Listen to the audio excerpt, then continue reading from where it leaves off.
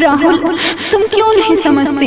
पैसा जिंदगी की जरूरत है। मैं तुमसे शादी करके अपनी जिंदगी बर्बाद नहीं कर सकती। कल मेरी शादी है और मैं इस शादी से बहुत खुश हूँ। तुम सारे सपने भूल जाओ। तू ना जो कविता मेरी ना से राहुल जी।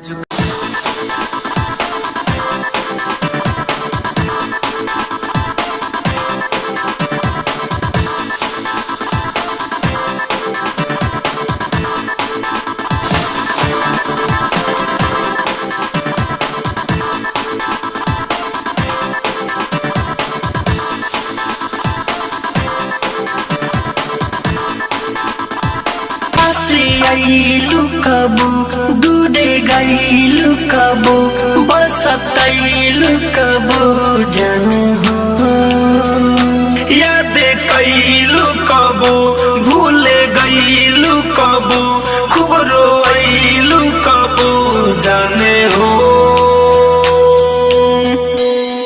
जब दिल हमारो तोड़ी दिहालो तो सॉरी बोला से का फायदा तुम्ही हो दोसरा से जोड़ली हलो तो सॉरी बोला से का फायदा।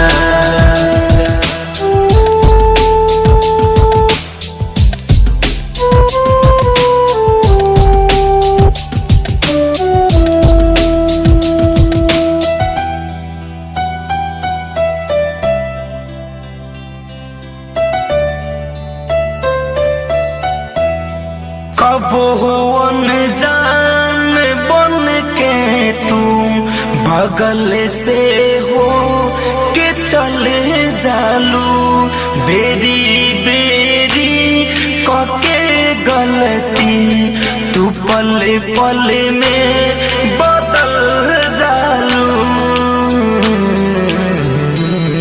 तू हाथी हमारो छोड़ी दिहालू सॉरी बोला से का फायदा तुम्ही हो दोसरा से जोड़ली हलो तो सॉरी बोला से का फायदा।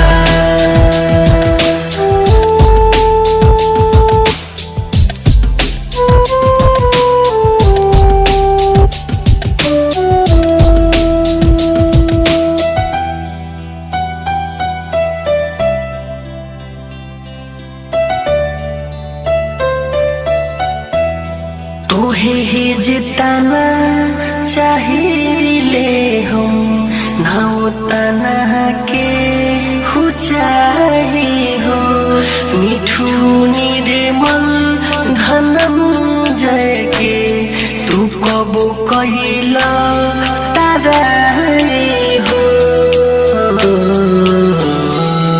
शादी के जोड़ा जब ओढ़ी हालो तो सॉरी बोला से का फायदा जब दिल हमारो तोड़ी दिहालू तो सॉरी बोला से का फायदा।